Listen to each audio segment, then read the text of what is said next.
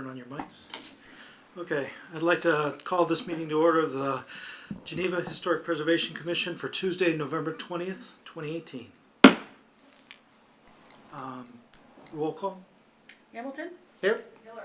Here. Solomon? Here. Stason? Here. Warner? Here. Zinke? Here. Solomon. Here. You have a quorum? Good. Okay, first, the approval of the meeting minutes of October 16th, 2018, which I will have to abstain from. Any corrections or comments? No, No? everything's good. Everything? To my point of view. Can I get a motion to approve the minutes as presented? I so move. Second? Second. Okay. And all in favor? Aye. Any opposed? I abstain. Motion carries. Okay, our next item on the agenda is the approval of meeting minutes, 5-minute field guide from Mr. What's his Mr. name? Lambert. Thank you, Chairman Zellner. Tonight's 5-minute field guide is on substitute materials, cellular PVC. I thought this was a timely issue since we've had a lot of discussion about the use of cellular PVC.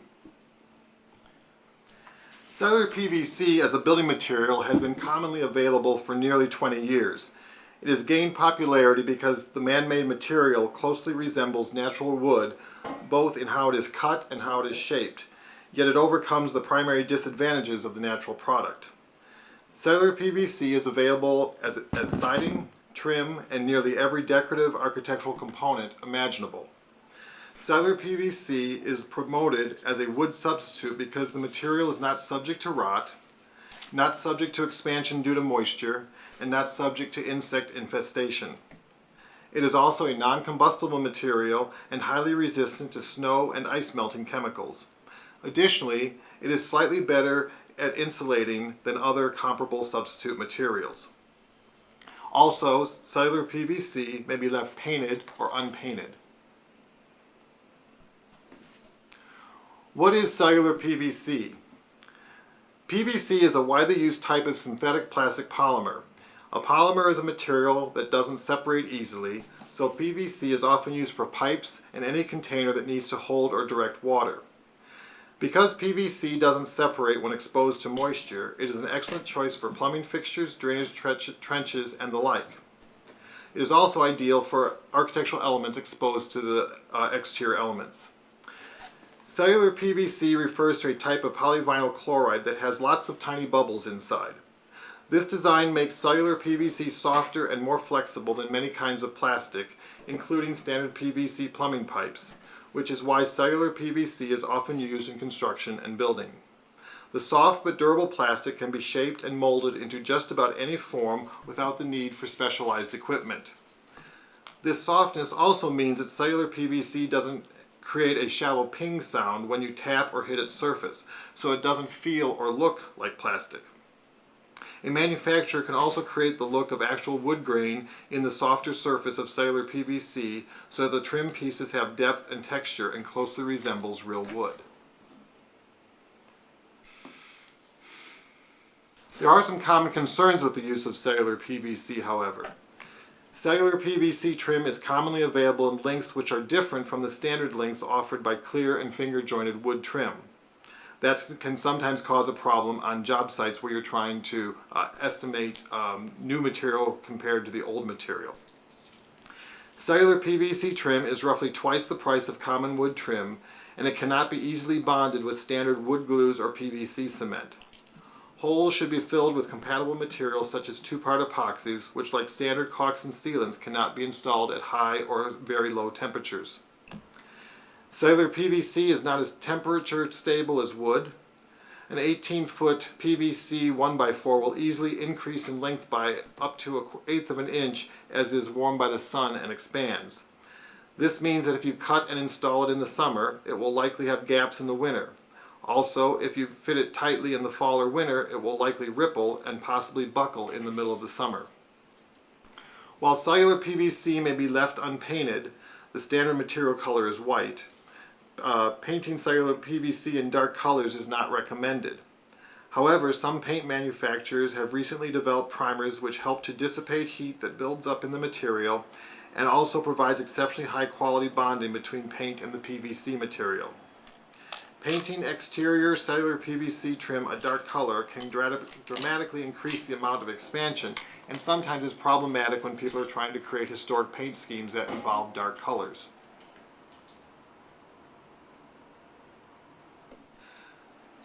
Some question whether cellular PVC is safe and whether cellular PVC is green. I can say that the jury is clearly out on this matter. Polyvinyl chloride is more often referred to by its less technical names, PVC and vinyl. Most often used in construction, PVC is a plastic composed of three elements: carbon, hydrogen, and chlorine. You've probably heard of PVC piping, but PVC appears in other surprising places such as shower curtains and electrical wires, as well as in exterior siding materials. PVC plastics are number 3 recyclables, so if you're wondering whether one of your products contains vinyl, look for a 3 somewhere on the product or packaging, and that will tell you whether or not it is a recyclable PVC. Varying opinions occur about the safety of PVC in any form. Over the course of the last few decades, environmental groups claim that PVC in every stage from production to disposal is dangerous. PVC supporters point to research that suggests that vinyl controversy is nothing more than hype. Some will hear that in the 1970s, vinyl chloride monomer, VCM, exposure was linked to a rare form of liver cancer. The EPA classified PVC as a known human carcinogen, with factory workers being the most common victims of VCM overexposure. However, by the late 1970s, strict regulations were established to protect workers. Unfortunately, the production of PVC still releases hundreds of thousands of pounds of chemicals into the air every year, including VCM. However, not a single case of angiosarcoma has been documented in vinyl factory workers who began working in factories after the U.S. Occupational Safety and Health Administration began regulating VCM emissions in the 1970s. In 1976, the EPA enacted an air toxins rule, and VCM emissions in the air were cut drastically.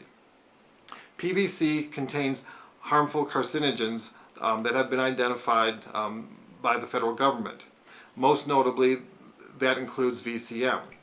Other chemicals such as dioxin and phthalates, both carcinogenic, may also be released into an indoor environment, endangering the people who work and live in buildings that use PVC.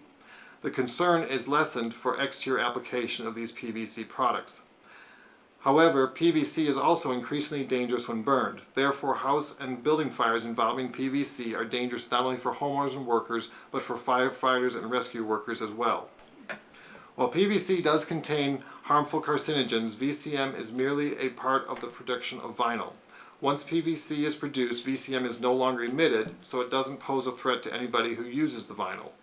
In the case of a building fire, dioxin may be released into the air, but firefighters are prepared for dangerous fumes, which is why most firefighters wear oxygen masks. Many other building materials also release harmful toxins when burned, so PVC is only one of many modern building materials that pose a risk in those instances. Post-consumer PVC is difficult to recycle, according to some, and when compared to the recycling efforts of other plastics, vinyl is doing a poor job. Burning waste PVC is not an option due to the release of airborne toxins. The final option for disposing vinyl is to throw it in landfills, but additives in PVC can sometimes result in hazardous waste. However, counter arguments are that vinyl typically lasts longer than other building materials, so it appears in landfills less often than non-vinyl equivalents. Claims that vinyl in landfills could break down and release toxins into groundwater are unsupported, and on the contrary, most landfill liners today are made with PVC because of its enduring strength. So not surprisingly, experts on both sides of the argument disagree. So is cellular PVC an appropriate substitute material for historic buildings? Some preservationists are emphatic that no substitute material should be used when the historic materials are still available. Other preservationists, however, allow extensive use of substitute materials in specific applications. Most often, historic preservation professionals and commissioners like yourselves are accepting limited use of cellular PVC based on established guidelines for the material's use. Cellular PVC may be allowed for architectural details that are not close to human inspection or touch, for example, an eave bracket or a porch ceiling, and others may allow cellular PVC where traditional materials may come into constant contact with moisture, chemical agents, or insects, such as a water table or sill trim. Therefore, most commissions, including the Geneva Historic Preservation Commission, have considered requests on a case-by-case basis, while many other commissions have developed guidelines for the acceptable use of substitute materials such as cellular PVC. So, the answer is unclear as to whether cellular PVC is an appropriate substitute material for historic buildings is best left to decisions at the local level. Are there any questions or comments?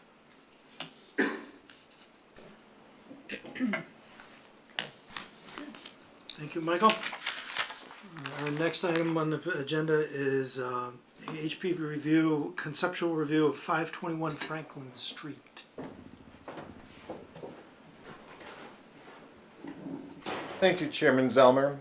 With your permission, I would like to present both the concept review and the permit review since they're dealing with the same address. However, the two issues need to be dealt with separately. One is a concept and one is a permit review. So with your permission, that's the way I would like to present the two cases before us this evening. Sounds fine. Agenda item 5A, HPC case 2018-193, is a concept review for the proposed removal of a non-historic window visible from the public right-of-way. This property is located in the southwest corner of the local Geneva Historic District and is located in the southwest corner of the Central Geneva Historic District, listed in the National Register of Historic Places.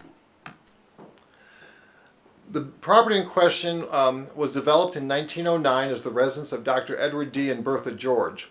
The Georges lived there from 1909 until 1956. It was built by Edward and Bertha George for their family, and it was built by the Wilson Brothers Contracting Company. For more than 40 years, Edward was a Geneva dentist, and Bertha was an interesting individual in her own right. She had earned a horticultural degree from the University of Wisconsin-Madison and designed the site landscaping, including the pond and magnolias that existed on the property. Bertha, in fact, was a founding member of the Geneva Garden Club. From 1956 to 1965, the property was owned by George Atherton and his wife, who purchased the property but apparently used the property as rental property. Jean and Florence Yeager occupied the property from 1961 to 1975 and apparently rented the property for the first few years before acquiring it. They are the couple who are responsible for two of the remodeling projects that occurred between 1970 and 1972, which composed largely of the rear additions, both at the first and second floor, as well as other modifications, including the wraparound screen porch at the front. From 1976 to 2017, the property was owned by Clyde and Sharon Jones, and during that time, the pond that I mentioned, created by Bertha George, was disabled.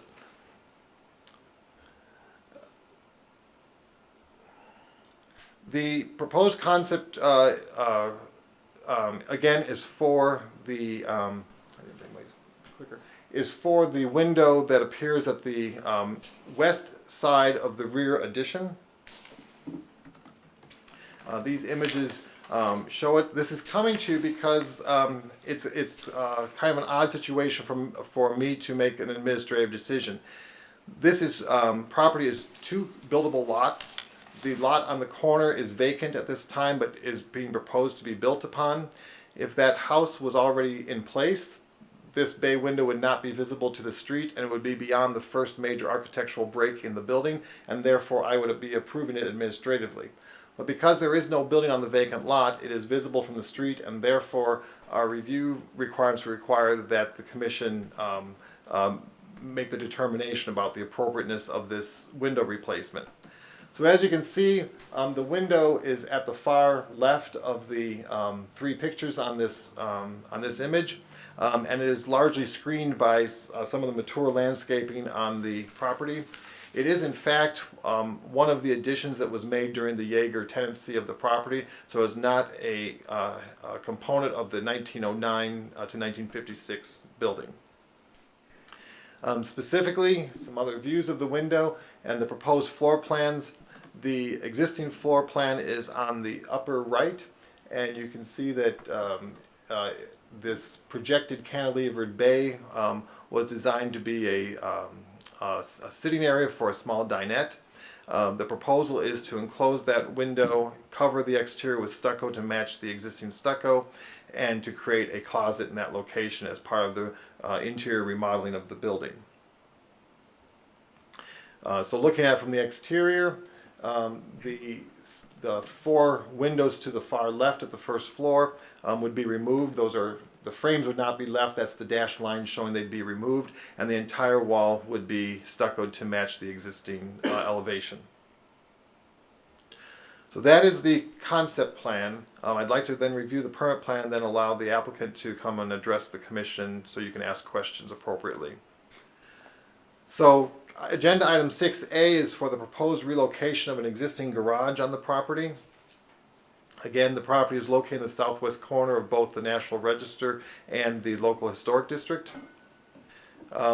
The property was first depicted on a Sanborn fire insurance map in 1930. Even though the property existed before that, the Sanborn maps did not cover this area of town until 1930. So you can see in the 1930 Sanborn map, the house is present without the first of its rear additions, but there is no garage present in 1930. The earliest image I could document the garage existing is an aerial view from 1956 that was available through the Kane County GIS department. You can see it there on the left photo circled in yellow. The original garage was therefore constructed between 1946 and 1956, and probably before 1951 when Dr. Brown died. The garage appears to be the original garage, so it's approximately 70 years old, and that judgment is based on the construction of the building, both the lumber, the construction techniques, and the fact that the sheathing is an asphalt impregnated gypsum lath about 16 inches wide. And I want to come back to that in just a second. The overhead door does not appear to be the original overhead door. It appears to be a replacement.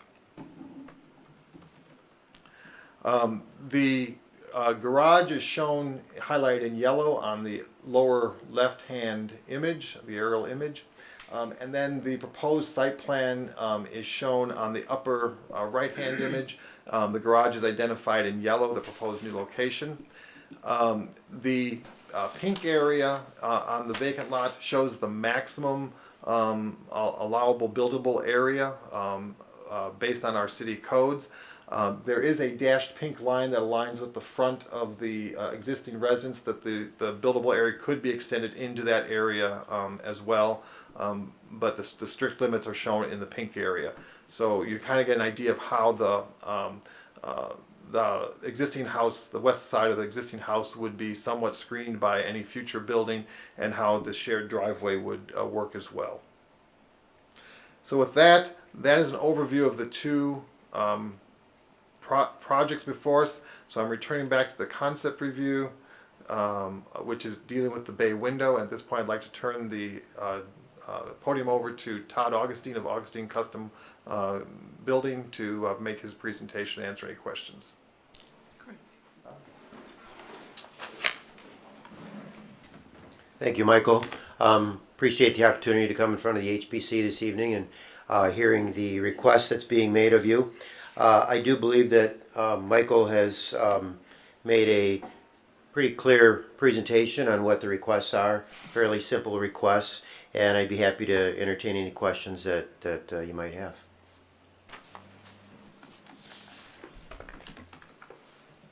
A question? You say relocate, I'm just curious, is this demolish and construct new? Well, my intent is to relocate the existing garage. That's what I hope to do. The finish of it matches the house nicely. Michael and I both have some concerns with that. The way it's constructed, the materials that were used during construction at that time and over the years. I'm not sure that we're going to have an issue when we do pick it up and move it as far as it failing. So the intent is to pour a pad, relocate the existing garage on that pad. If that does if it does fail, I think that this is an opportune time to ask the commission what the expectations would be if that garage crumbled down and made it impossible to relocate. So, my request would be we would do a stick-built garage of similar look that you saw up there, and with a hardy type cement board type of siding product on it. You would not go back with a stucco? Well, I'm open to that. At some point it becomes a financial, consideration.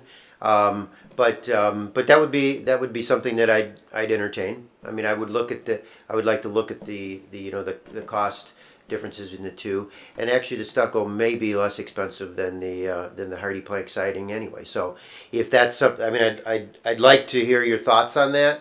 I don't know. I honestly don't know if that's something that you have jurisdiction on, but I'd love to hear your thoughts on that. May I interject? I meant to go back to this, and it's a good issue it's brought.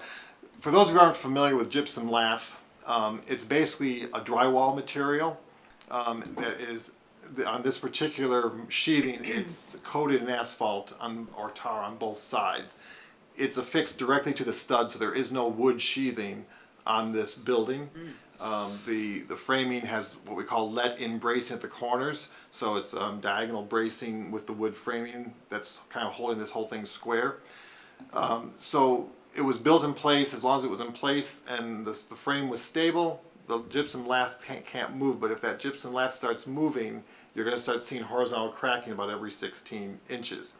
A garage building is notorious for being difficult to move anyway, because it would be like the idea of cutting the end out of a shoebox, and you can see how flexible the box is. So with the big overhead door on one side, even with it braced, the building will have a lot of flexure once it's pulled off of its foundation. So that's the concern when Todd first brought this forward, and I went over and looked at it today just to kind of verify the construction. That's the concern we have, and that's why he's asking for consideration as to what the exterior material should be. It's not that I think there's a high likelihood that the stucco finish will fail because of the way it's constructed.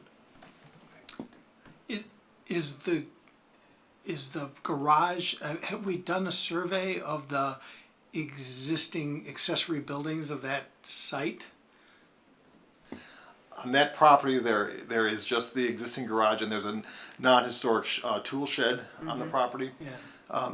This, again, we are working on the final survey that I'm trying to finish updating this January. This garage is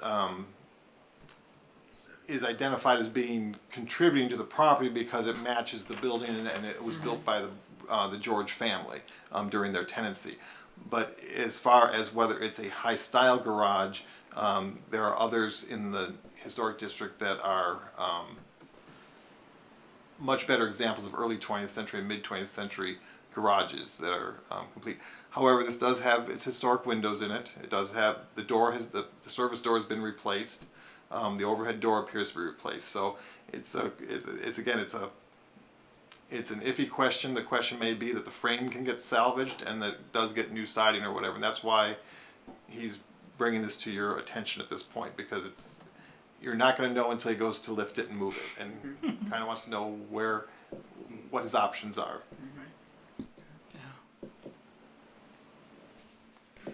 I'd like to change the topic just for a little bit. Michael, in our packet, you talked about if this garage does in fact get moved, that mature landscape features may be irreversibly impacted. What did you mean and why? I was concerned originally about the pond back there. I did some more investigation on the pond. Like I said, I did find out that Bertha actually did design it and build it. But what I understand from talking with Todd is that when I say it was disabled, it actually had the liner punctured so it wouldn't hold water anymore, so nobody could get into trouble with it. So it's overgrown with weeds. If you walked back there, it's overgrown. It's the limestone walls have started to crumble. Again, by walking to the site and looking at it, you could tell that it's not been maintained. So I wanted just to be aware of that the garage would be replacing a historic landscape feature. I see, It's not in serviceable condition, though. So I see, okay. So that's what you meant. that's what I meant. Is it the jurisdiction of this commission to be concerned about the easement rights and the potential desire and suitability of a garage for the buildable lot? That's a zoning issue, and so again, it does meet zoning requirements, so that would be allowable. So that's for the applicant and the future contract purchaser to work out, but a shared easement would be allowed here.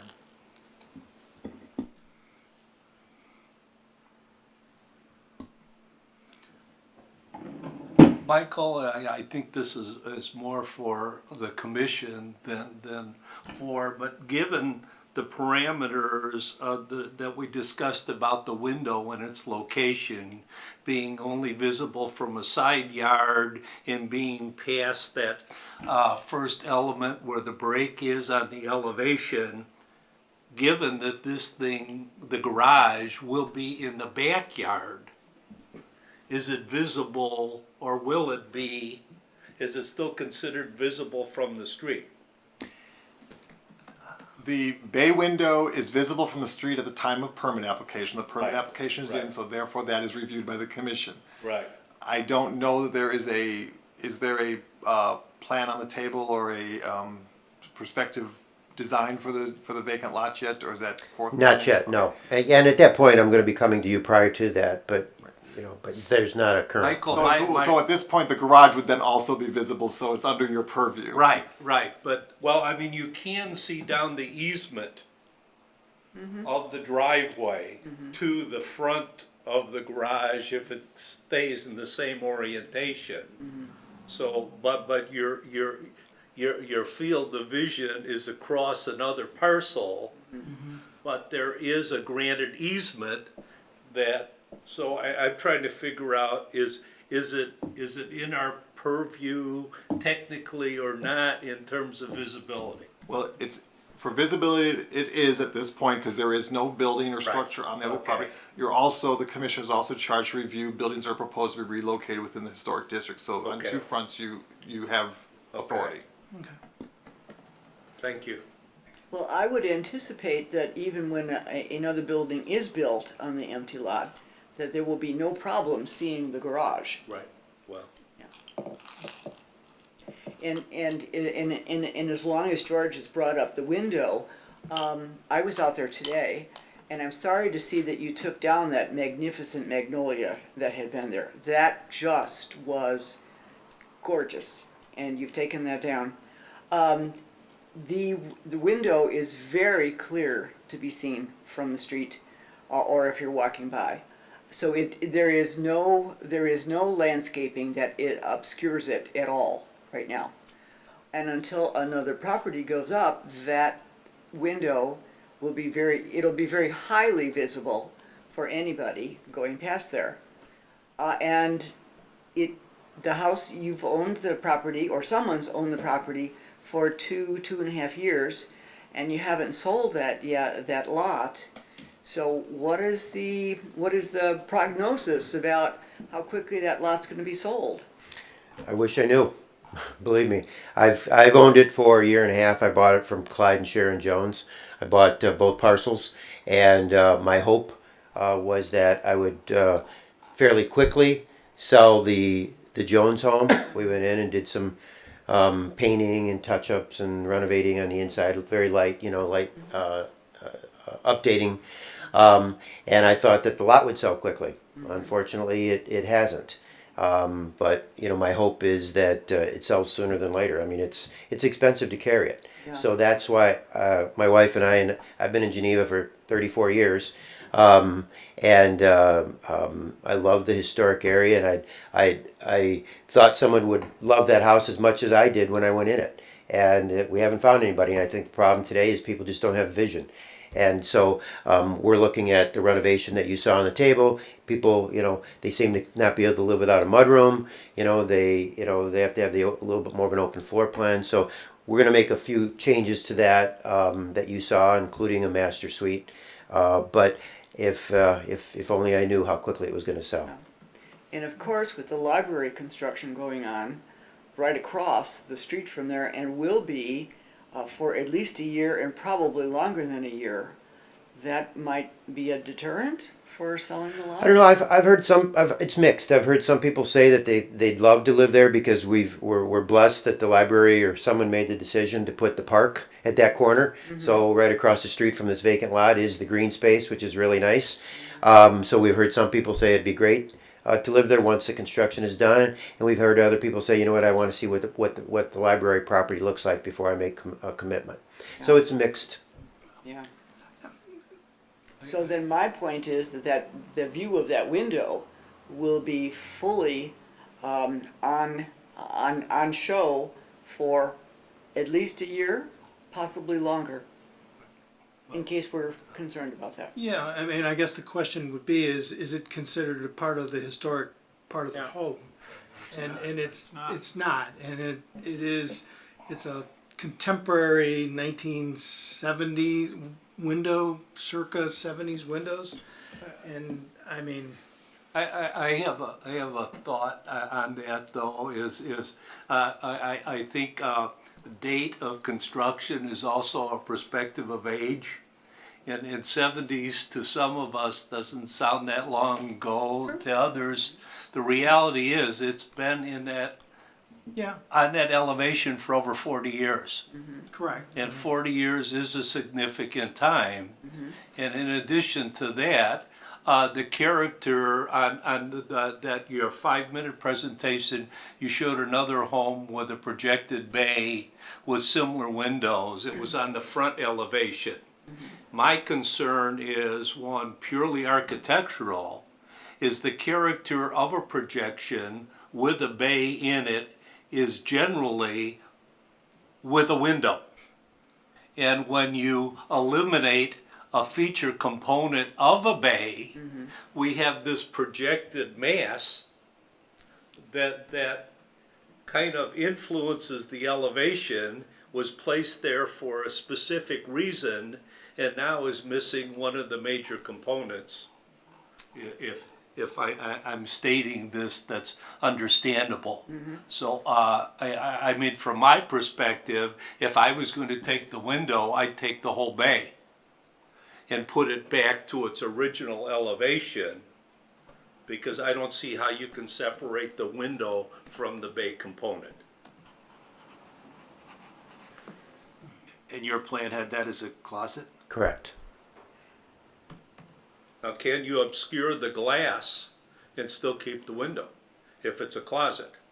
Well, I can do that, and if it becomes an issue, I will do that. It's not the right thing to do in construction, and Michael being an architect, I would guess he may agree. I don't want to put words in his mouth, but Well, I'm one as well. Okay, so- then I think from a construction standpoint, that's the wrong thing to do, because if you ever need to replace that glass, it's a problem. If you ever there's a tendency to have moisture build up in that, because you've got heat transfer, potentially heat and cold transfer. So that's, and I work with Dan Marshall quite a bit, and Dan worked with me on this, and we talked about this, and we kind of talked about certainly leaving the glass, but we just feel that it's for the next 30, 40, 50 years, whoever's going to own it, it's probably not the right thing to do. What about removing the window and reframing to keep the character of the casement element? So instead of stucco, you're saying put some type, like maybe shutter, a just fake pull shutter? out the window, Okay. stucco the whole thing, and then with a trim component, create something that would resemble kind of a framed window thing, which would solve your problem. I mean, obviously, we don't need to work out how you're going to do it, but I am concerned about the removal of the window and keeping the bay. So there's a variety, I think, of ways to approach that, but the last favorite of mine would be to physically just remove it and stucco over it. Because it's gonna look like something's missing. Yeah. I would agree. I mean, I think the other thing that you're thinking about is like drywalling on the inside of the garage, the actual closet, right? Correct. Yeah. Correct. Because you could even, I mean, I don't think you would want to do a smaller like transom window above there, like there's one above that air conditioner at that point. You could almost do a series of those, and that would kind of, and then they could actually bring, the closet would have light in it, but, or you could even go with something to effect of, instead of a closet, make it into a locker situation, and you could have the transom window above that. Yeah, do you have the elevation, Michael, of the site? I'm not sure if there's enough height above that. It's something that we could look at. Yeah, yeah. I'm just thinking that I'm thinking out loud on that. Sure. Yeah, that I'm an architect also, and we've done transoms above, up in kitchens above cabinets, upper cabinets, and Sure. things like that. So Yeah, because if the concern is backing up with a finished material, leaving the window in, my other concern for a habitable area is since that bay is projected, how it's cantilevered out to begin with. And I can't for the life of me believe that there isn't an insulation issue with the cold air moving underneath that projected bay as it is. that's So some of these issues you're bringing up are good issues to bring up, but they're a little bit beyond the commission. Exactly. So again, I think the My question at apologies. hand is whether or not the removal of the window is acceptable, and if it's not acceptable, I guess again this is a concept review on the window. Mr. Augustine is looking for some direction. What I'm hearing is the potential of either doing some small transom windows, doing stucco and doing some kind of a framing that would simulate the windows. I would think I would throw a third one out that would be you would find in historic architecture is doing a blind window with a slight recess, same material, but it would give the overall size of the original opening. What do you mean by a blind window? A blind window is typically if you've seen in say a brick building and the window is bricked in but the brick is set back to keep the regular order on the facade. That's a blind window. That would be another alternative. I think that would be acceptable. Yes. From what I'm hearing from you. So Yeah, I think the one thing that we probably don't like is just to fill it in and go over the top of it. yes, So I think we'd want some relief on that rather than, at least I like the idea of a blind window, or even if you go back to your plan for a moment. I mean, you could almost put a locker system in that point too, not to tell you what to do, but you could look at something that rather than a closet, so. But, and a transom above that locker type of thing. So again, this is a concept review. I think the thing that we're looking for, if there's other ideas or what have you, Mr. Augustine's looking for those ideas so he can go back and finish up what the design is and submit for permits. So if there's anything else anybody's thinking of, and I didn't mean to take over for you, but that's... I'm sorry. No, I just want to make sure that if there were any other ideas, they did get out, because this part is the concept review. Well, about 5 years ago, we had a similar problem, and Al, you would remember. It was one of the, the house is south of the tracks, about 4 blocks south, and it is visible from 31. It's one of our local landmarks. The young woman who inherited the house had a similar problem. She had a window that she wanted to turn into a shower stall, and she wanted to get rid of the window, and a solution was found where a dummy window was in place with a curtain across it, so that from the street it looked like the window was still there, but she was able to put her shower stall in there.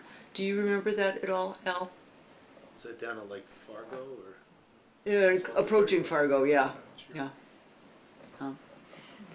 So that was a solution that a former commission that Al and I were on approved.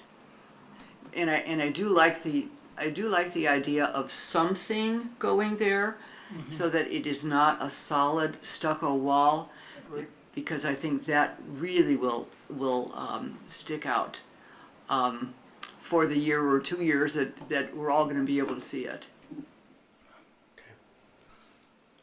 Anything else from any other I comments? think we all agree that it just, Yeah. we just don't want a flat. Flat plan. Flat So plan. I think, And does we that can give you come up with- direction of what, Yes. what you're thinking? Okay. Okay, now on to the relocation of the garage. Yeah. That's actually a permit review, correct? Mm-hmm. So we'll have to. Correct.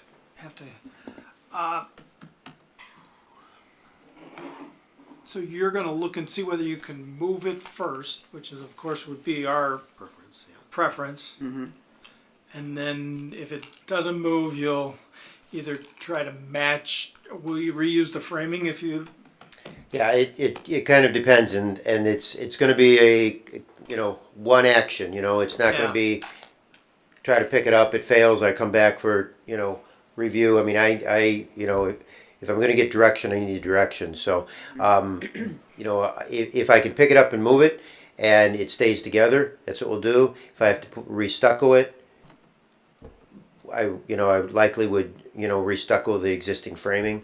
But I just don't know when we go to lift it, there may not be enough strength there to carry the weight of the frame itself. And I'm going to have a pad poured, and because I have to have something to set it on, so all that has to be done prior. I mean, I think you got a unique situation here. I mean, in all the years, we've never had anything like this, and I appreciate that you're going to try to save the building. I mean, I don't think we can ask for too much more than that, unless we refuse to let you move it at all. But I mean, that's not practical either. I mean, I appreciate that you're making the effort to save the building and move it. So I think we should give you some flexibility in how to approach it if it does fail. But Thank you. it's to your advantage to have it not fail. I mean, Right. Obviously, it's Right. going to Yeah. be a lot cheaper for you if you can get it there without. Exactly. Yes. Thank and I you. would want you to reuse as much as you can. If you can reuse the windows or if the door is not of the same age and same vintage, you probably want a new. Yeah, overhead the door. overhead door has to be replaced. Probably. It's rotted, and But if you can reuse the windows. Sure, That, sure. that would be probably a preference of ours. yeah, and I would gladly do that because Yeah. typically you don't open windows, and those won't open anyway. So, No. but yeah, they're not operable. But I think though if it did fail, preference would be to replace in kind with similar materials and similar Okay. character okay. to what it was, Okay. from my perspective. Yeah. And Do we have me- a picture me of too. the garage? Yeah. It's in the packet. It was in the packet. Oh, okay. Yeah. No real detailing per No, se. Anyway. we're pretty basic. Yeah, I've walked by there many times and it Yeah, still there doesn't. aren't any too many details on No, it. It's so- just Yeah. pretty But much. you'd reuse the roof if you'd reuse as much as you can, right? Right. The eave detail and stuff like that would be the same. Correct. I think that would be our intent. Does anyone have any objections to that? I agree.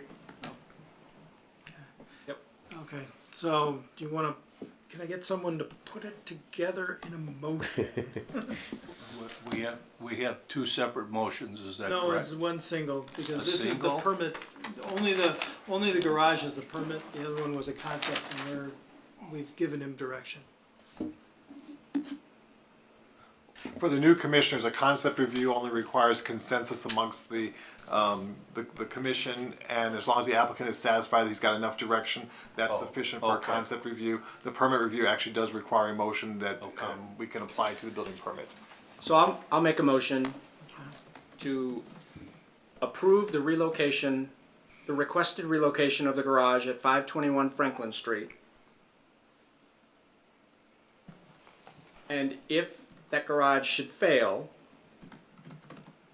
the repair,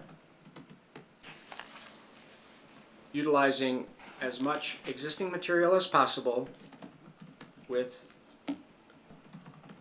the end result being using materials in kind. Did I cover it?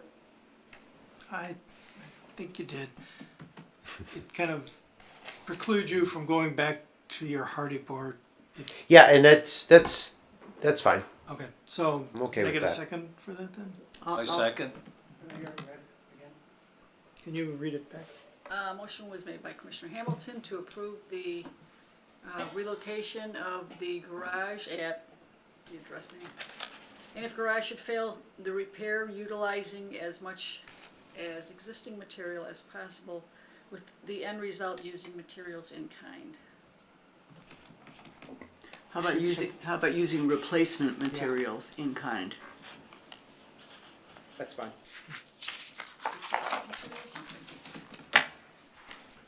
I was just gonna ask, because I agree in general with that, but you used the word repair. There's the potential that it could completely fail and its entire replacement would have to be used with materials in kind or something to that effect. I think that would be our intent. Okay. And Celeste, the address is 521 Franklin? Yes. I'll insert it. Okay. So we've got a motion and a second. So, if you could call the roll. Sure. Hamilton, Aye. Hiller, Aye. Solomon, Aye. Stazen, Aye. Warner, Aye. Zinke, Aye. and Zommer. Aye. Motion Passes. carries. Thank you. Good luck. Thank you very much. Yeah? Thank you, Commission. Happy Thanksgiving to When do everyone. you think you're gonna move the garage? Well, with After with- spring? yeah, with Michael moved very quickly on this, so I'm very appreciative of that, and it was great to work with him. But we're kind of out of concrete pouring weather for flat work, so I'm Not a fault. I'm still hopeful. Maybe I can get the pad done, but it's probably unlikely until spring. But that's one of the things we've dealt with people who have come in to look at it. They can't visualize where the garage is. Right. So until the garage is there, it's like it's another negative that I have to fight, when I'm trying to convince somebody it's a house for them. So I'd love to get it moved, but it may have to wait. So Good luck. thank you. Yeah. Happy Thanksgiving, everyone. I just have one And clarification to you before the as well. applicant leaves. I'm assuming based on your motion that the determination of failure is going to be between the developer and staff? Yes. It's gonna happen Correct. fairly quickly, you're gonna trust that I will make the Yes. proper judgment on your behalf? Right. Okay, I just wanted to clarify that for the record. Okay, thank you. Thank you. Bye-bye. Okay. Next on the order of business is the secretary's report. Very briefly this evening, Chairman Zelmer, the staff activity report is that we are about the same number of permits this year at this time as we were last year, so we are headed towards probably a little over 150 permit reviews by the end of the fiscal year. So again, another busy year. For those of you who haven't been on the commission before, when I took the position, there were about 75 to 78 applications made the year before I started, and we're now up to about 150 to 155, just to give you an idea of the volume of work that's going on in the district. So outside of that, that's my brief report on the activity. If there's any questions about what kind of permits or what I'm seeing or anything you might have, if not, I will move on to the. I just have a question about the house that's being moved. You don't have anything to do with that, correct? The house on the east side. East side being moved? No, we do not have anything to do with that as staff or as the commissioner, not as in preservation at least. So, and I do not know what the move date is. I've been asked that. I've had several calls on that. My understanding is it's still waiting on a routing plan to get approved for permits. Okay. Okay. And then we want to discuss the permit matrix. So I'll introduce it a little bit Okay. For both the commission and the listening public. In 2014, we had a discussion amongst the commissioners at the time about how to streamline the review process for permits that were coming in. At the time, there was no clear distinction of what was an administrative review and what was a commission review, and so we attempted that time to develop a list of all the types of permits that we were seeing, and identify whether they should be administratively reviewed or reviewed by the commission in its entirety. So the type of work proposed, again, we went through permits, and these have held pretty consistently. These are the types of work that are being requested through building permits that would require preservation review. Exempt work are those items that do not require a building permit to be completed. Certain types of repairs, certain site amenities, things like that, painting, installation of gutters, installation of storm windows, installation of shutters, those things do not require a permit, and since we are a permit-driven commission, we do not get an application request for those items. So minor work was defined as the work that could be handled as administrative review, which is the work that crosses my desk that you never see. And it's again, work that the commission deemed was not necessary to come before the entire commission. Significant work, again, is work that either in my judgment as the staff person, I don't feel comfortable making the call and think it should be brought to the entire commission, or are things that are major elements of that might alter or affect architectural character or materials, and that is brought to the commission then. There are 4 categories under each of those minor work and significant work, and those relate to the 1998 architectural survey. Those categories are the types of or the categories of buildings within the district, how they're designated. So we have non-contributing, contributing, potentially significant, and significant. As some of you are aware, in the survey update that we're working on, the category of potentially significant will be eliminated. In my opinion, it's extremely vague and subjective. So in the new survey, when it comes forward for your review, you'll only see 3 categories for non-contributing, contributing, and significant buildings. Okay. Just as a minor aside there, the survey that's being done, the survey that was done in 1998 is what was called a reconnaissance survey. So it was really just walking or driving the streets and making an architectural or visual inspection of the building and making an assessment of it. The survey that I've been working on for the last 2 years is an intensive level survey, so not only is there field work that's been done going out and looking at the buildings and the condition, but also an assessment of buildings compared to one to the other of the same style, and research time spent on each property to identify whether there's historic significance either through people or events associated with the property as well. So some of those classifications will be being proposed to be changed when you review that. So that's why we got rid of the potentially significant. I think that category was identified because there was not in-depth research done on each property to make a determination in some cases. So that's why that will be dropped. So outside of that, that's the basic formation of this this document. But this is what generates when a permit comes to my desk. This is what determines whether it comes to you at the commission level or whether I just review it and pass it through back to the building division. So you're asking for a revision in some area? Well, last month, Commissioner Zinke actually brought this up, and I think it was kind of precipitated by last month. If you recall, there were 4 minor projects that came forward that were pretty minor in character, but they were defined as being commission review. The thing to remember is that on those minor cases, I still do the same amount of work in preparation. So there's research time with the applicant. There is a staff report that's prepared. There's the PowerPoint that's prepared. There's the presentation that's made, et cetera, et cetera. So even a small case takes about an hour to 90 minutes of my time to make it a presentation in front of the commission. I think the other thing is, I think the commissioners, rightfully so, I was an unknown commodity when I came to you in 2013, and I think this was also based a little bit on a trial and testing period of me and how I was going to interact with the commission and the community. And so I think that part of it is maybe being generated that you have a little more confidence in me understanding what the commission's expectations are. So if I put words in anybody's mouth, Commissioner Zinke is the one who brought this up last month, so if I've missed something, it's probably opportune for you to chime in. And my specific purpose for bringing this up last month was for so that the public could get their permit as fast as possible, so that there's so we eliminate unnecessary delay on any project that someone wants to do. How do you want to do it? Well, I guess I don't know whether everyone has reviewed the permit matrix that was sent to email. I did a quick review of it, and there's only a few areas that I think that we should be changing. I don't know whether there's if anyone else has any ideas about where they would like to change how we review what is reviewed and what is not reviewed. I tend to think that we probably want to put more things in administrative review to speed up the permit process, and I think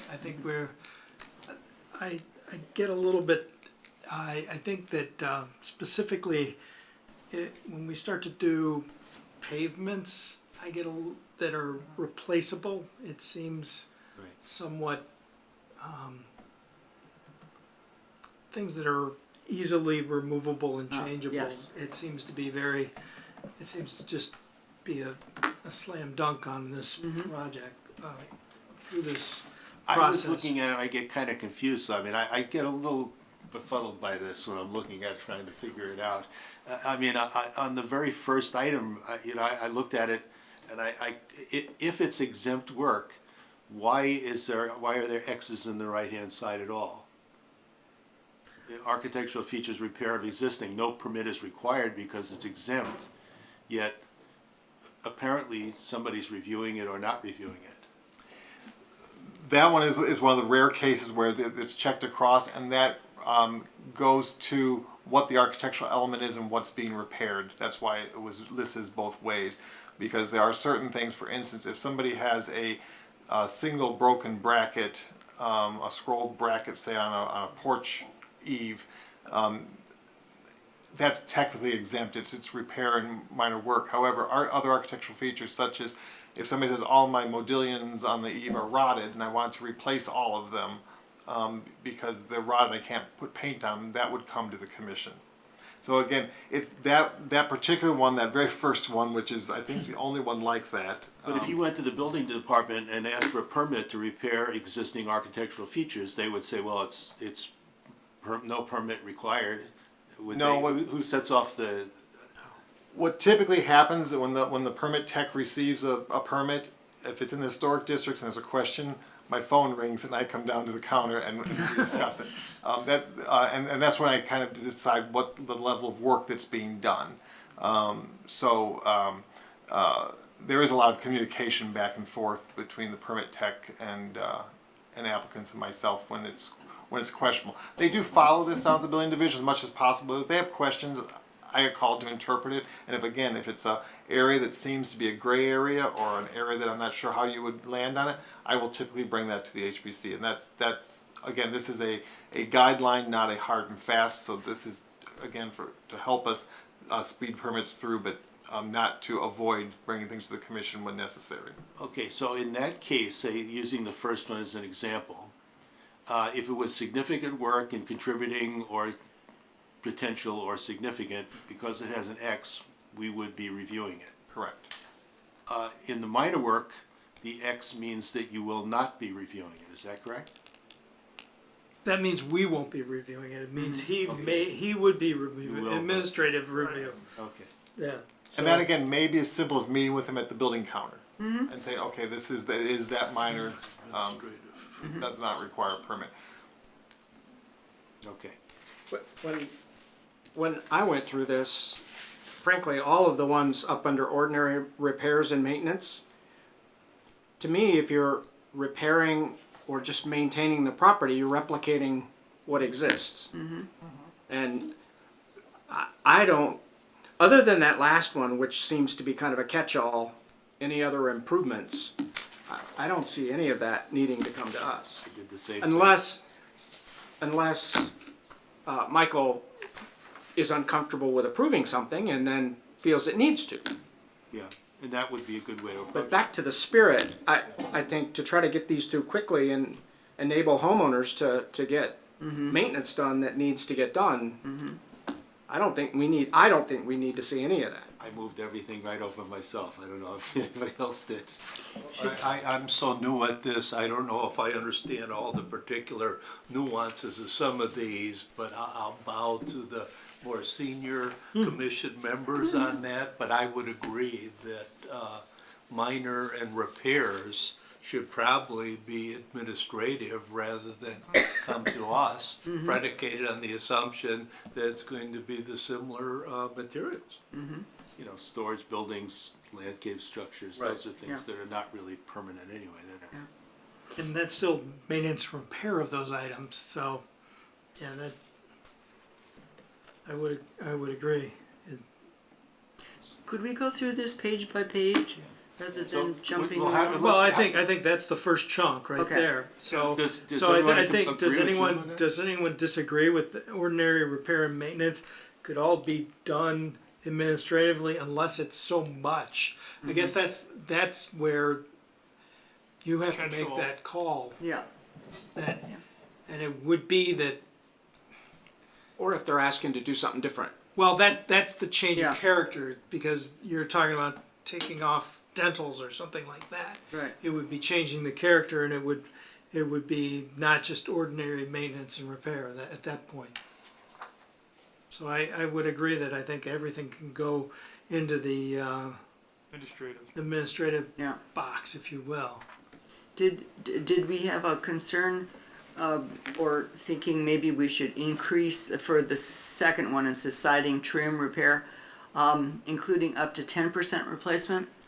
Does it make any sense to increase the 10% to maybe 20%? I think the 10% is that within some document, 10% in this, is it? Yes, it is. For a reason? It did come, it is associated with another document. I don't remember if it's something we looked at the building division at that time, but 10% was chosen as correlating with something else. I don't remember if it was a zoning or a Yeah. building element. but- Okay. Because But it alterations, it comes up again, siding material more than 10%. Yeah, It just basically clicks over Okay. into a review. It's still, well, I guess that would have to come in front of us. Right. Because in general, 10% of any one facade, you're not going to notice that amount of material. Over 10%, you're going to start noticing, and it's going to Okay. be visually, visually noticeable. And I think that the commission should weigh in. Again, as I've said to all of you over the years, I'm an employee of the city. You're residents of the city, so it's you really are the guardians of how your historic district looks. I'm your advisor, so I think anything over 10%, I would feel uncomfortable making Okay. that call. okay. Shall we jump to site? Well, ordinary repairs, or are we, I think, I was looking in this section here. yeah, that site. I think that I would be almost inclined to say the same thing, because it's ordinary repairs. Yeah, me So- too. So I think are we all in agreement about that? Absolutely. So then all of this would then be blank. That would be blank and put over into the minor work or significant work, but it's repair. Yeah, Okay. I would agree. And then the next is alterations for the building. New construction. Okay. So I didn't seem to have a problem with anything until we got down to roof cladding, change in materials. And I guess it depends on what type of change in material, and I guess that's probably why it's there. Is that correct? That is correct. So if there's any change in material, again, a roof is a very defining element of a facade, unless it's a flat roof. Which on flat roofs that are hidden behind a parapet, I don't care if they're changing material. I do approve those administratively. But if it's asphalt to a fake slate, or asphalt to metal, or metal to asphalt, or wood shingle to tile, or whatever, I think those are critical design elements. Yeah. Okay, where are you guys? We're actually all the way down on the second page, down to roof cladding. It's Oh, four I see above. change, I see it, change in materials, in roof, okay. Yeah, I guess, I just recall though, the one that we had with recently where there was a slate or a wood roof, wood Right. shake roof, that they wanted to go back with asphalts, and it did seem like we held them up for a little bit to do that, but I guess that's kind of a catch-all, and that if someone was wanting to put the metal roof that they put on the building over next to the police station, we'd want to see that and try to, you know, get a little more. We'd want to weigh in on that. Now, I will say that, again, I'm on a group chat listserv with the National Alliance of Preservation Commissions. There was just this discussion about change in roof materials and how different commissions handle it. I thought it was kind of interesting. One of the commissions said that it's handled administratively if there's documented proof, either through a Sanborn fire insurance map or a photograph of a material being used on the building. So for instance, if it's an asphalt shingle roof and someone wants to put metal on a roof, if it shows up in the Sanborn fire insurance map or some earlier photograph, then it can be administratively approved. But if there's no documentation for that change of material, then it came before their commission. So that's another way it could be handled.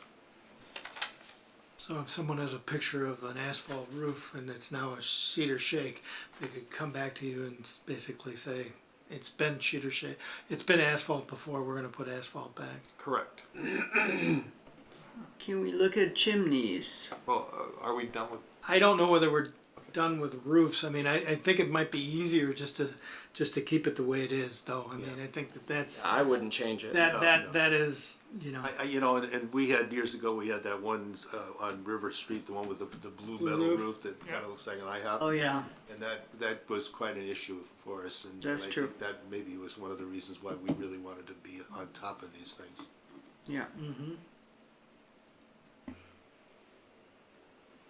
Okay, so I think we will leave it the way it is On roofs. on roofs. Yeah, Can we go up to chimneys? sure. The first of the two chimney sections. Chimney replacement, primary or street-facing facade, including material replacement. I'm kind of thinking, since some chimneys are really critical to the architectural features in the house, I'm sort of thinking that should stay on our list of being seen by us. Well, I think it is for contributing and significant. But how about the secondary, the ones that are not on the primary I side? That think one I wouldn't care about. I wouldn't care about that either. But I guess it's non-contributing. If it's non-contributing, Doesn't matter. does it? You'd still want to see it? Oh, on the non-contributing? Yeah. Yeah, I guess that would be okay. But if it was contributing or significant, I think we should see Oh, the chimney replacement. I think we are. Which We we are. are. We are at that point. Okay, but I mean, I had the impression, Paul, that you were saying that all of these X's should be eliminated. No, until no, we that get was to just in the roof. ordinary maintenance and repair No, section. only on page 1. Only in that only on first page part. one. Only on this first part where it says. Are we still on page 1? No, we're on page, We're on page 2. page 2. Okay. Two, now we're in the middle Yeah. of two. Yeah. Okay. So far, no changes have been suggested for page 2. Okay. No. Well, I did hear Al say that he was of the opinion that the secondary and rear elevation chimneys could be Right. all administrative reviews. I That think way there's her- other things that are not visible, that are not gonna be visible from the public way or not the main facade that Right. would be better not, that we don't necessarily have to see. Going down that architectural modifications, any facade not visible from the public way, if it's not visible from the public way, I don't know that we really have to review that. Right. I would agree with that. Yep, I agree. Okay. Chimney replacement from the secondary or rear elevation, I'm not sure, I don't know how everybody else feels about that. I agree. but I could move that. I agree. Yeah. Yeah. Yeah. I have a question on the decorative glass before we go past that. Sure. Is that are those windows? It would be, yes, so it'd be decorative glazing, so beveled glass, colored glass, etched glass, acid, And that's colored glass. exempt? There's no building permit required to replace your glass in a window, so Oh, that therefore, would be painful we to don't see see it. some of Is that that like destroyed. in kind if they replace it, or if somebody want to take out a stained glass, they can do whatever they want? They can do whatever they want. Glass replacement does not require a permit in Geneva. That's So, That is an architectural But we element. should. yeah, But we If should. they want to remove stained glass, we should. Yeah, that's, We'll go and That's, pick at them. well, here's something to understand about our, Yeah. the way we're created here in Geneva. Right. We, most communities do a certificate, they review any work in the historic district and then provide a certificate of appropriateness that then is handed over to the building department. And then the building department will issue or will review and issue a permit based on the certificate of appropriateness. In Geneva, we have a little bit different of a system. We only review projects that require a building permit. And so it comes from the building permit process to the commission, and then if we approve it, then my letter says that serves as a certificate of appropriateness. So we do it a little bit in reverse here in Geneva compared to how many commissions look at work in their historic district. And so there's pros and cons to that process, but if it does not require a building permit, and that's, in Geneva, that decision was made years ago,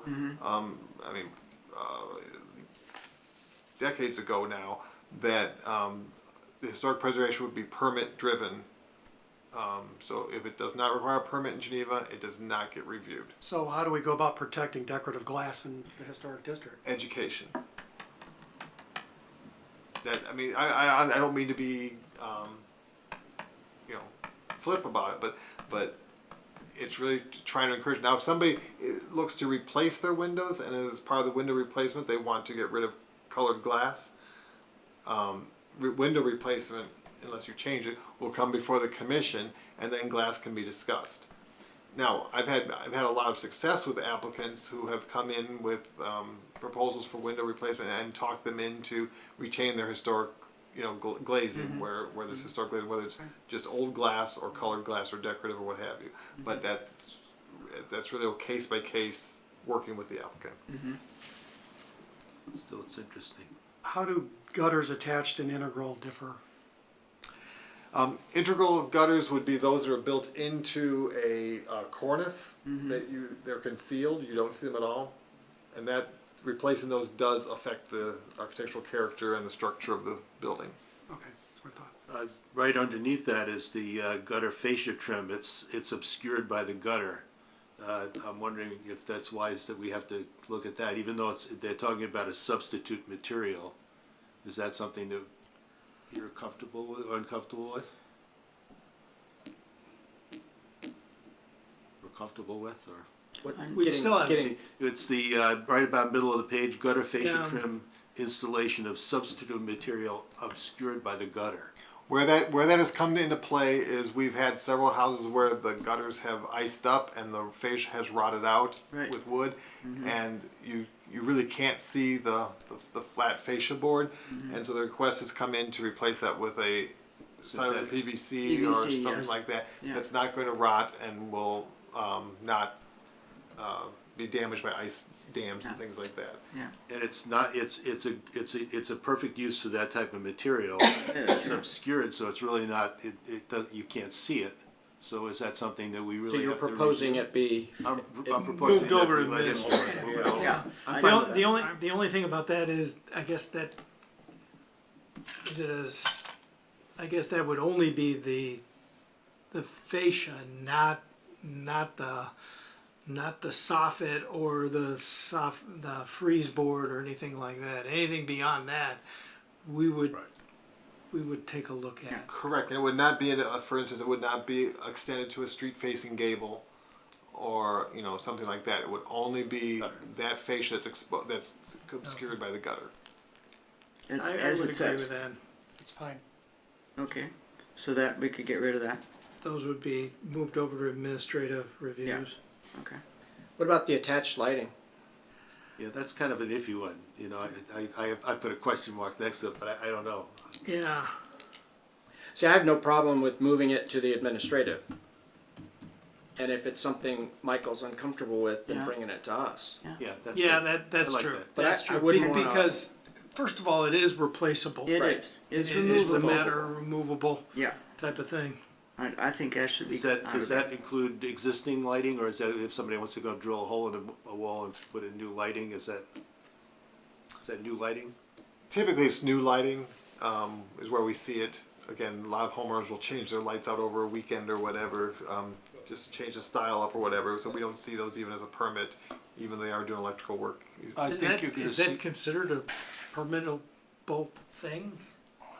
It's technically doing electrical work, but I think it's also just considered maintenance. I mean, light fixtures Yeah. wear out. They the finish wears down. I think you're gonna see a lot more of that with security lighting, and monitoring systems are very prevalent right now, and they're increasing exponentially. So, and most of them now do require lighting, particularly at night for coverage. So I think that will, and it's probably in the category of satellite dishes, it's a.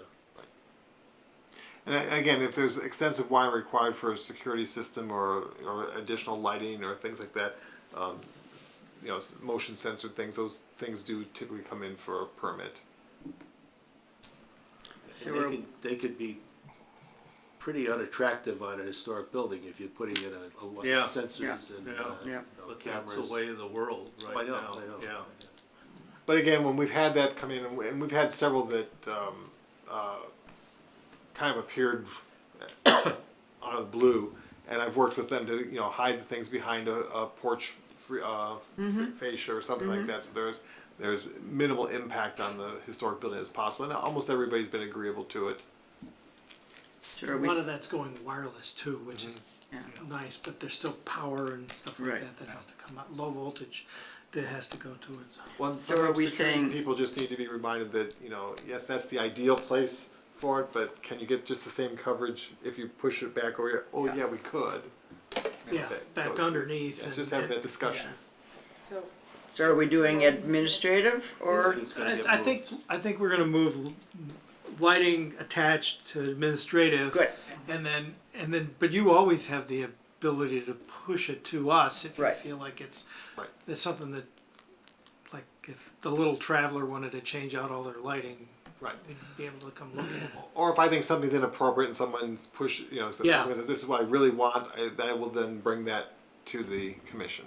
Does that include landscape lighting? I mean, you don't see that too much in town. That's more of a Mill Creek kind of thing. But I noticed some of the older houses are getting lit up a little more around town. I think it'd be under landscaping in general, wouldn't it? Yeah, I think that's under site, and I think Lighting, lighting landscape. is, Yeah, lighting is landscape, identified on lighting landscape. We can is talk on about that when we get to page page three. 3. But why don't we finish this page before we move on, please? I guess I've got the same answer to painting of unpainted materials that's also exempt, but we had an issue here not too long ago about the Right. Yeah, I painted, Yeah. I circled the same one. Did we? So I think it's not worth discussion because if it's exempt, that's all there is to it. It's Right. educational. There is a I continue to bring up this issue at our divisional meetings, and I'm hoping we can maybe within this next year address a policy that everybody can live with about painting unpainted masonry.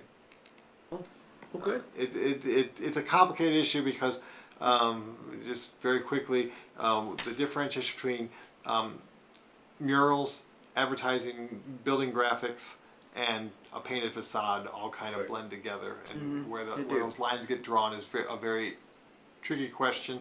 If you follow anything in signage or whatever, you will see that Kentucky Fried Chicken and what was the other company just this last year announced big rollouts of these new building graphics, and it's all paint, but it's familiar stripes, familiar logoing, et cetera, and so where does the painting become a logo and where does it become a sign? Yeah. And we're sorting through that.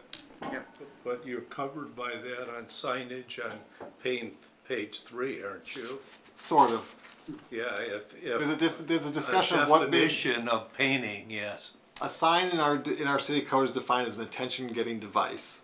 Oh, right. That's Well, all. that would There you be go. painted. That about covers everything. That's Yeah, vague I know. enough. Big enough to be Private truck. fodder for a lot of discussion. Yes, exactly. I guess the other thing is porches, decks, outdoor seating areas, including enclosures and existing porches. Can we put a caveat in there that we only want to see stuff that's visible from In the the street, in the public right in away. a public way? Yes. We can break that into two. Yeah, I agree that And about I that. think that's pretty much. That makes sense. Yeah, it makes Yeah. sense. If they want it in their backyard and nobody can see it but the homeowners, that's fine.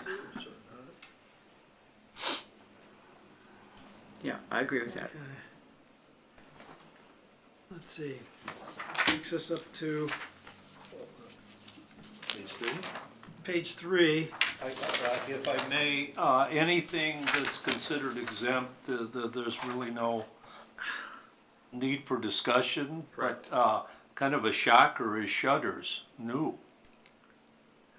Because that could change the entire character of an elevation. That's true.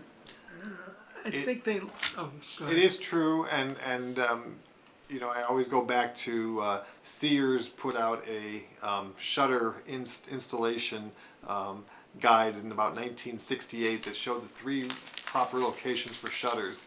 Only one of them is proper, but it's the little brochure they put out said the 3 proper locations, and so they get placed outside the trim so people can see the trim, and that's not how a shutter should be. Right. But it's not. It doesn't require a permit because they're considered reversible and removable. Right? Oh, okay. But Yeah. but I shudder over shutters. But in the interim, it does change the character and nature of a lot of structures. So, and even the material, it doesn't matter if somebody wants to put up plastic shutters, there's no, Which I've also brought up, I think, as a kind of is incongruent in our district when we don't allow vinyl or aluminum sign to go up, but we would allow a plastic shutter to go up. But Yeah. again, it's not a permitted. Right. It doesn't require a permit to put up shutters. Right. So would this apply to the removal? Of shutters, Yeah. you can remove shutters as well as install shutters. There's no. Yeah. They're considered a decorative element by our building code. Because it talks about new and replacement, but it doesn't say about, Was it under demo on the? no, that's it. So we should add existing, is what you're saying. Removal of, or, Or included in the demo. Is it in the demo? page. No, but I don't know where the most appropriate Wherever it makes place, sense. yeah.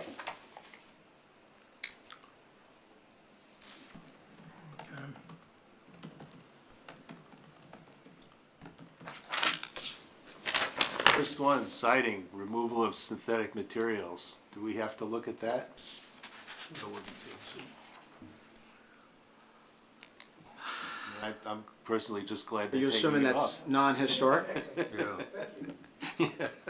Well, the same with the 10% repair of original.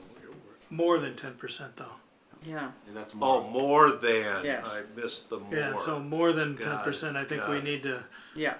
Yeah. We do. Well, what do you think? Are we okay moving the synthetic materials over? Sure. Yeah. Okay. Yeah. Michael, you're getting a lot of power now. I won't let it go to my head. Third one down, siding and trim. Installation of substitute material at existing structure or new addition. That definitely needs to come to the commission because that could alter the character of a district dramatically. So Yeah. I would be bringing Yeah. all those to you even if you put it under my responsibility. Okay, good. Window replacement, primary or street facing facade. I would think yes. Window, okay. I would agree. Window replacement, any facade visible from the public way. Except rear facades. Yeah. Well, I would modify that to follow our policy that we established about 2 years ago that With a break. at the mention. first architectural Yeah. break or rear facades. So we're saying no on the rear facades, but we're saying, Michael, you're saying window replacement, any facade visible from the public right away up to the first architectural break. Is that what you're saying? Correct, yes. Okay. I'm good with that. And you're saying that would come to us, or that would not? up to that first architectural break, but anything beyond that break Beyond that would not come to Would you. not, okay. Okay.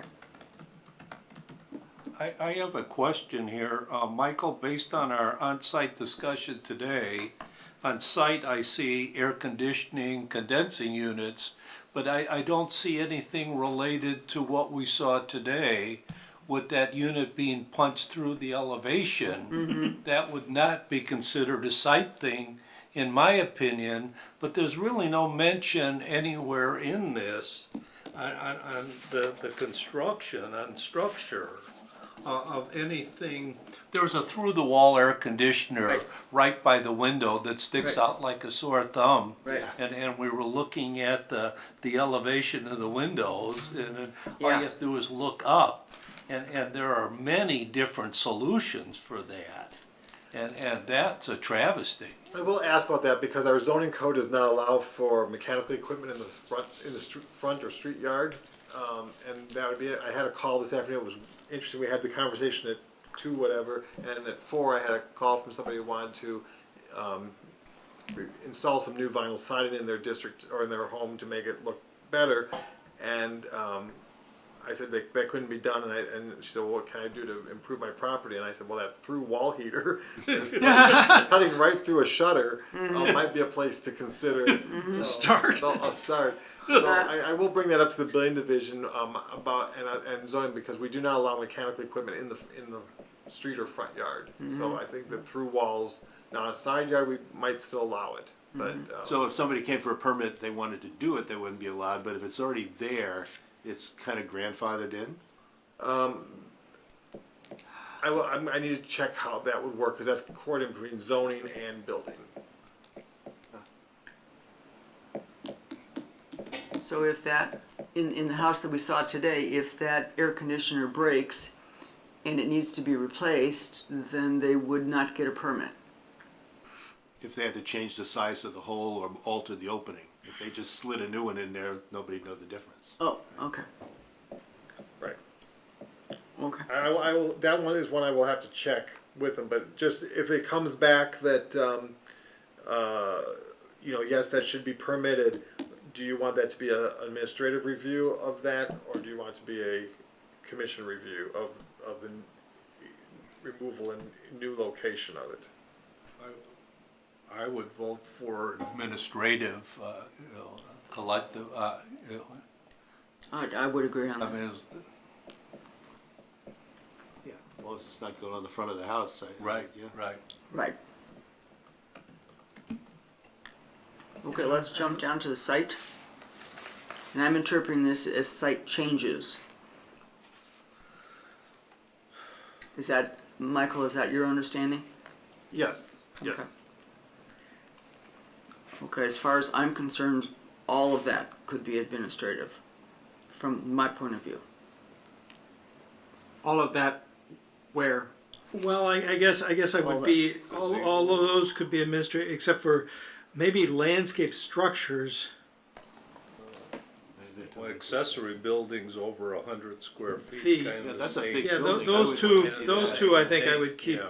You think you would keep those? I would keep those because we want to be able to discuss, I think, about that garage that was built on Oh, on Street. Fourth. Yeah, that Fourth. big Fourth? one, the yeah. big garage on Fourth. Oh, you have no idea how many meetings we had about that. I understand that, and if 7, I think. yes, and I guess if it accessory, that would not, he could do that administratively if he wanted to.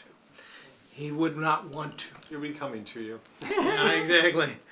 So I would also say that I don't think you want to have fences that are in the street yard reviewed administratively. I think that's a big character defining issue for the district, and I think the commission should have a say in that. the only thing that I One said about that recently. though, they're removable. I guess is the Right. only thing. And everybody wants a 42-inch fence now, Well, so we have no options. I think we should just have the option to discuss materials of it too. I mean, getting those aluminum looking, the fake cast iron as opposed to a picket fence, to me would make, is a character thing, you know what I mean? That's And I think it also, again, remember this is on our website, so people do check this before they apply for a permit.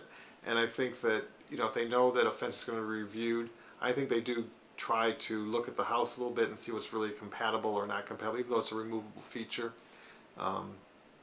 And I think there are times, we haven't seen many, but I think there are times that a fence could be really overbearing to the architecture of the home, and I think you chain should have the, Yeah. Well, chain link's not allowed, but Yeah. yes, but examples of that, Yeah. so. Well, in our neighborhood, which is not in the historic district, there's a one-story ranch. Well, that's redundant. There's a ranch, a brick ranch, and they just put an 8-foot tall fence on the front yard. Whoa. Front. It's 8 feet tall and it's solid. It looks appalling.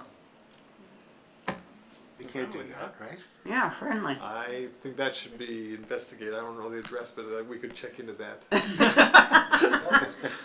No, not the historic I district. would gladly pass that off to my compadre in zoning. Oh, Yeah. okay. All right. It's at the corner of Dotson and School Street. I've had no ZBA meetings on anything like that. Yeah. So, Might be- send me the address and Okay. I'll have someone check It's it an out. angry Okay. neighbor. So what are we saying on the site, under the site Well, category? under this site, we're saying that accessory in buildings over 100 square feet would be reviewed by us, along with landscape structures, and then everything else Fences, we're gonna keep in fences. fences we would Fences. keep. If I could put on grade after the word patios or somehow define that, I would think that we could move that to administrative as well. Yeah, and not in the front yard. I guess. Well, it all depends on how we can define patios. I mean, on Wouldn't grade you would just be break it into two? unobtrusive. and, Now you have to be careful using front yards in Geneva also, because front yards are defined as the narrow side of the lot, which Okay. sometimes is the side of the Yeah. house. Right. Yes. The way people look at it. So, so we wouldn't say at front yard. We could say at Street side. Street or visible from the public way. Well, I want to look at that because we actually have quite a few patios that are in a street yard right now.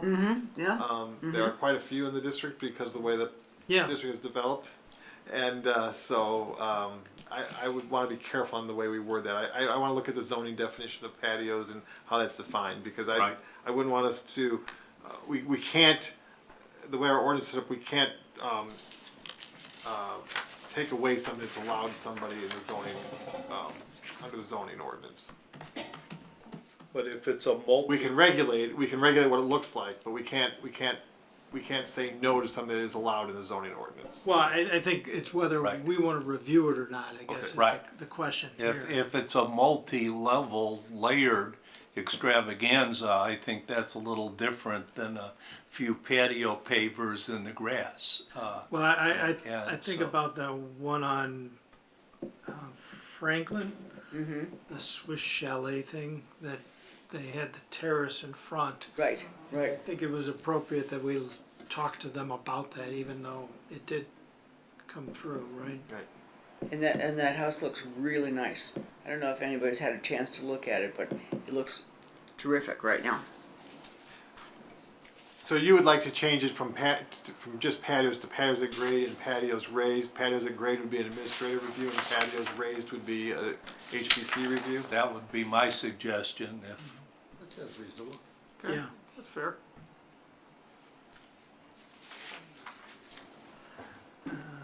Okay, are we Last through page. that page? Yep. So we're on the last. Signs freestanding, How about walkways? Can we move that over to administrative? that's, Yeah, I wanted to do that. Good, Yeah. I have a That- personal thing walk- about that, yeah, I because know, it saved me a because- month. Yeah, I know. I think that's what and then all other site modifications I think are appropriate to. Did we move signs? We don't care about signs, do we? freestanding, Yeah. I Yeah, they're think we do. removable. I will say that you care about signs, however, the zoning ordinance is so well defined about what can be done with a sign. I don't know what an additional HPC review accomplishes. I would agree, so. Okay, It's so already then tight. move. Well, I. Okay, if meeting I want to zoning. go back there a minute, though. I have two issues with that. One, I know that we had a freestanding sign that came up to one of the shops downtown. Right. Both of these are on Third Street, and Right. they are there now. One of them we specifically said should not be made out of plastic, and it's plastic. And one of them we said specifically should not be lit internally, and it's lit internally. So I don't know. I mean, if it's good to be able to say those things if it's, you know, if there's any follow through upon it. I mean, I'm thinking of specific situations where, you know, the freestanding signs should have been done better. Is it a new or is it a long-standing internally illuminated? The one I'm thinking about is in Dodson Place. It's the one in front.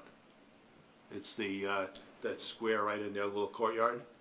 And Their directory sign. Yeah. Well, yeah. Yes. Yeah. Okay. And that was supposed to be a wash, I believe, and then it turned up with a light inside it. So that's before me. Okay, good. It's before you.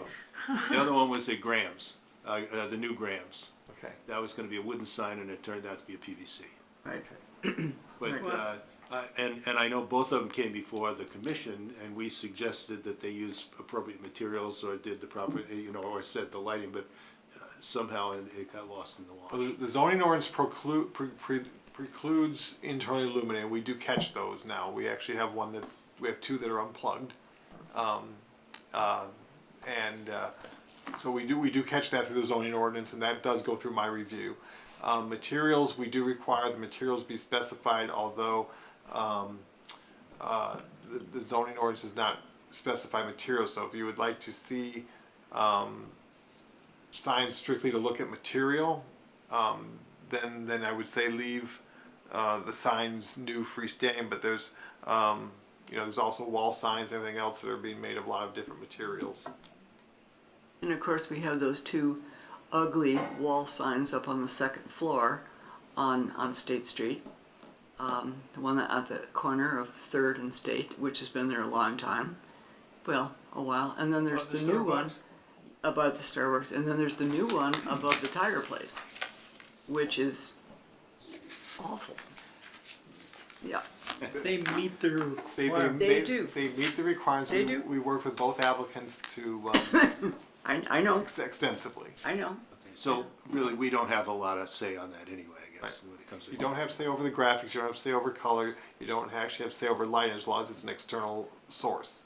So we do try at the staff level to massage that as much as possible, but they do meet the intent of the ordinance. Yeah. And I get calls on signs that people don't like all the time. So Well, I guess I said my piece. I'm okay with moving it. you can look at them. Have fun. Okay. Let's go on to the demolition, removal, relocation. Anything we want to keep. I think it's interesting that a principal structure, if it's non-contributing, can still be administrative review. It can just be demolished. We just don't care. Well, we care, but yeah. I will say that the non-contributing list will be much smaller once the new survey is approved, because we are opening up another 30 years of buildings that would qualify that weren't before. What defines a historic fence? one that's been there more than 50 years, 30 years. 30 years. So again, that's one way that the 1998 survey is helpful to me. A lot of times I'll go back and look at what's in the 98 or 99 survey. It was, the photos were done in 98, and also then looking at some of the county aerial maps. They're pretty clear in the 70s, and some in the 60s are pretty clear. So the garage that we talked about tonight is historic then? Yes, it's a historic garage. It's an historic accessory structure. Yeah, because it was built in the 50s. Right. That means that The bay window was built in the 70s, so. yes.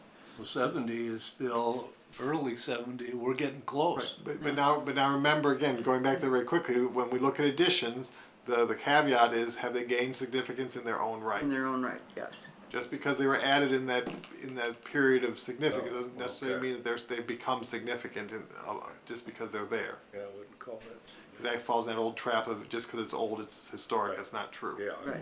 I wouldn't call that garage significant. How do we feel about chimney removals in secondary or rear elevations?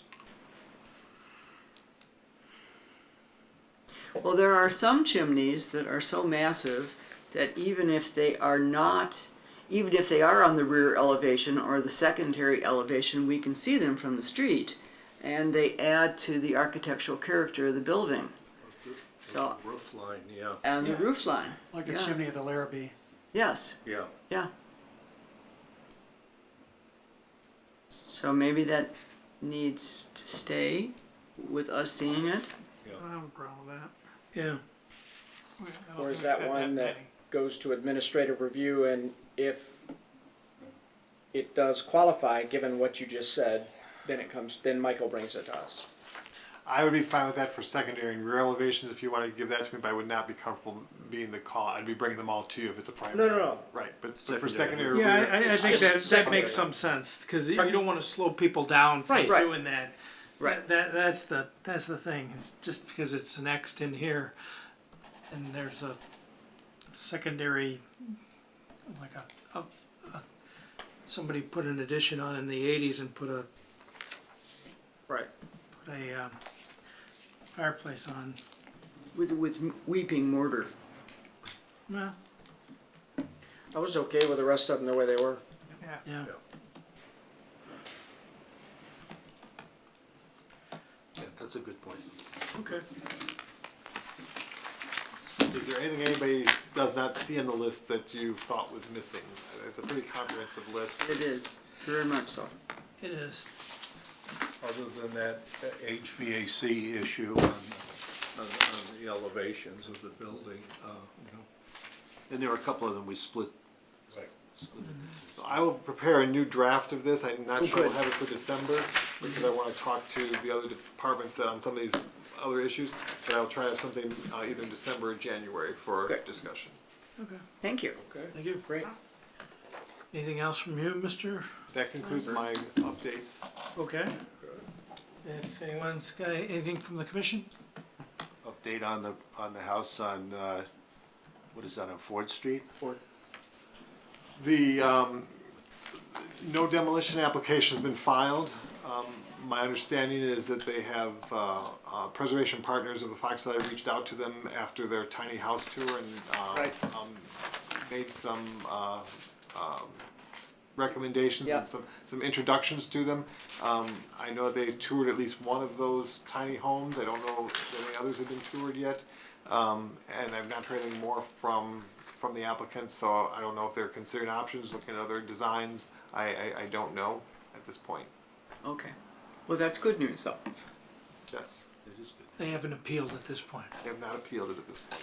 Well, good news, except that house is gonna sit another winter with no heat and no nothing. Well, yeah, they could play that. Well, it would not be the first house that was demolished in that fashion. Yeah. And I think we've stamped our feet about this many times, but we do what we can do, I think. Anything else from the commission? Anything from the public? Nobody's here? Okay. Who was the young woman that was here? Does anybody know? We did get a call this afternoon from somebody from a Chicago college or university who wanted directions to get to this meeting to see how we perform, how Oh, we function. maybe I'm that assuming that's was. who that was. I Had suppose. enough. Yes. She probably had to catch a train. Yeah, that's true. Get a motion to adjourn.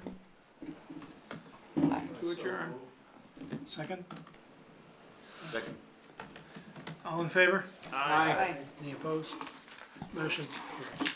Okay. Wonderful.